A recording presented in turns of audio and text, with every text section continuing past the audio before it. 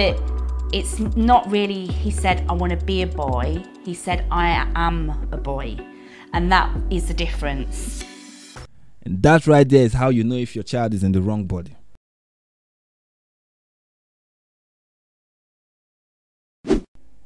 You see, parenting is a difficult task. Like, it's really difficult. I can't even lie. I don't have kids of my own, but I've babysat for someone before, and children can be a real pain in the ass. You know, children are a blessing that compels you to just sit up and take the huge responsibility of raising and caring for someone until they become old enough and wise enough to care for themselves. And that is in no way an easy task. And that is why you need the wisdom of people who have gone ahead of you, like your aunties, your uncles, your parents, and the elderly in your community. As in, I can't see any other way for you as a parent to succeed without asking for direction and guidance from people who have gone ahead of you.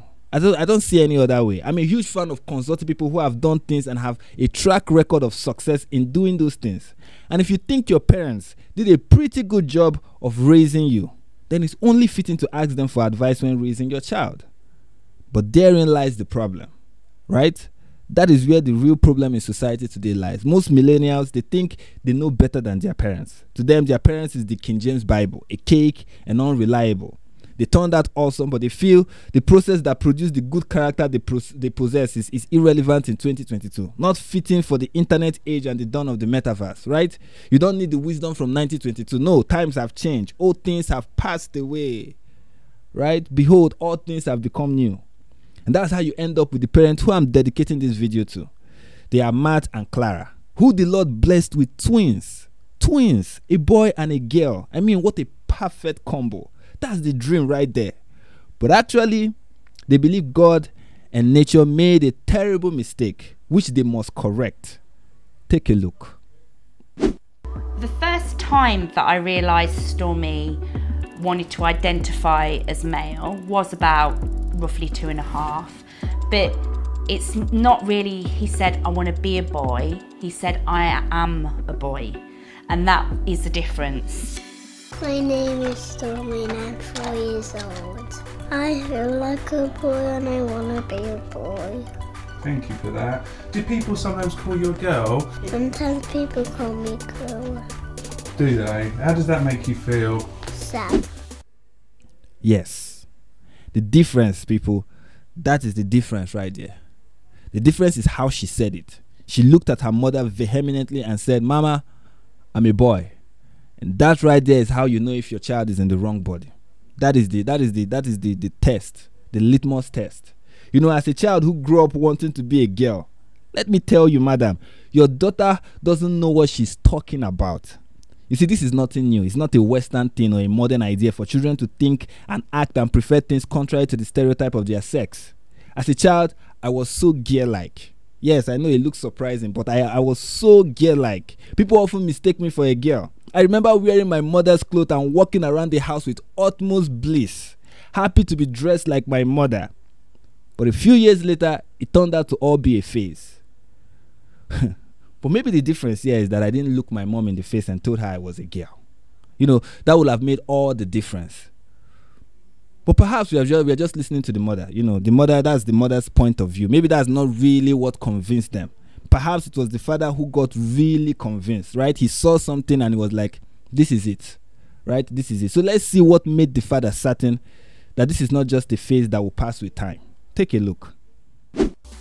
I can't remember the exact moment it switched over, but there was that point where I thought, you know what, this isn't just a phase. This is not a little girl we're looking at here, it's a little boy.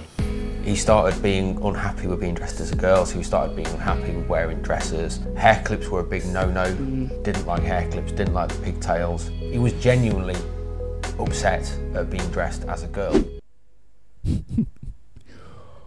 Oh boy. So your child throws a fit and that's it. I mean, you're just going to throw your hands up and surrender to the dictate of a 2-year-old mind? So let's say she wants food that will give her the time of day in the toilet. What are you going to do? Let her have it because she keeps insisting?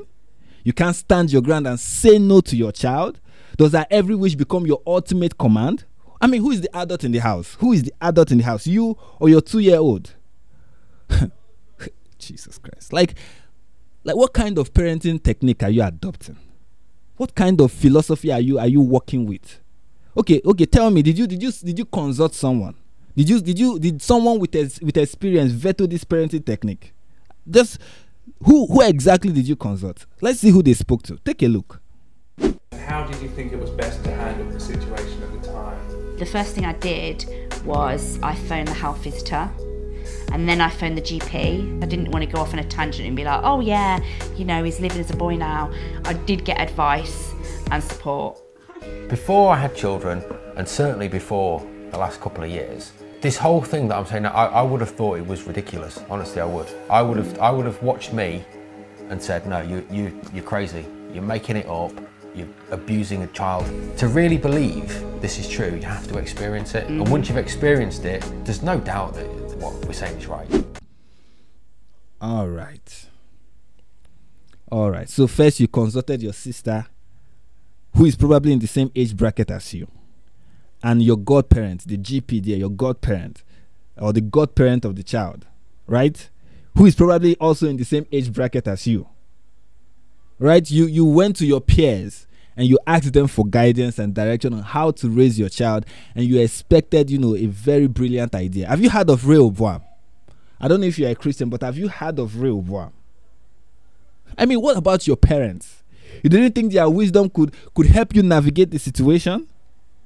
And the man is just something else. For him, the difference between what he's doing and child abuse is his lived experience, right? Because he's experiencing it, so what he's doing is not wrong. Yes, until you experience it, you wouldn't know what this is all about. He's the first man on the planet to have a child who thinks they belong to the opposite sex. It's just a super unique circumstance. But here is where it gets interesting. You see, these parents are very interesting people. You see, their daughter is not 100% a boy. I mean, that is not even the percentage that they need. 10% for most of these parents is just enough. But she hasn't even figured it out yet. And these parents are aware of it. They know that their daughter is confused, but they are going to go ahead and assent to her confusion. Just take a look.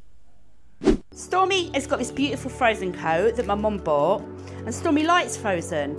And he put it on one morning, and everything was fine. And then Stormy got to school and started crying in the car. And I said, Stormy, you can be who you want to be. And he was worried that the other people would say, always wearing a girl's coat. Somebody said at school it's a girl's coat. And how did that make you feel? Sad.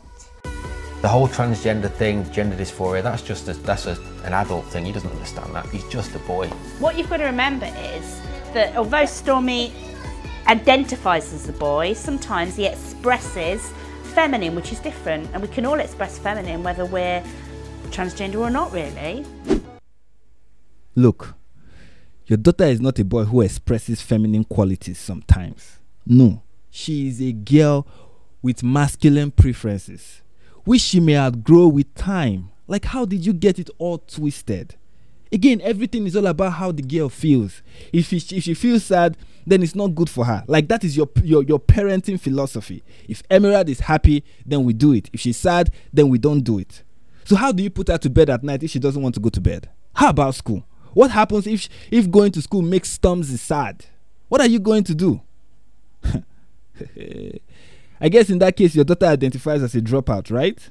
Listen, I get it. It's not easy to deal with petulant, fit-throwing, foolishness-driven 2-year-old. But this isn't the right way to go about it at all. Like, if you keep obliging her and giving her everything that makes her happy, she's going to grow up a supreme narcissist and a menace to society. That is what is going to happen to this child. She's going to become a person that can't deny herself, delay gratification, or listen to the voice of reason. You are raising her not only to become transgender, but also to become a monster. But what do your parents think? What do your parents think? The funny thing for me is, this lady's mom doesn't approve, and they know it. But what does she know, right? She's just outdated. These parents have closed their mind to ancient wisdom for the quick fix of current trend, and there is no way in hell that they won't suffer for it. You see, the problem for me isn't that Emira claims to be a boy and her parents think that claim is valid. The problem isn't just that these parents think that their 2-year-old understands gender and has a tenuous grasp of reality to come to that absurd, unreasonable conclusion. That is not a problem for me. I mean, if she's that smart, then let her explain what she understands about being a boy, and let's see if anything she says makes any sense. So that's that. That's not even the problem. The problem is that these parents are taking parenting advice from their 2-year-old daughter. She's the parent and they are the children. She's being raised to never recognize authority, to be the center of attention, and to always get what she wants. And this kind of child will grow up to become a real pain in the neck and a problem in society, I can guarantee it. See, Emira doesn't need affirmation. She doesn't. What she needs is parents. Actual parents. But sadly, she doesn't have one.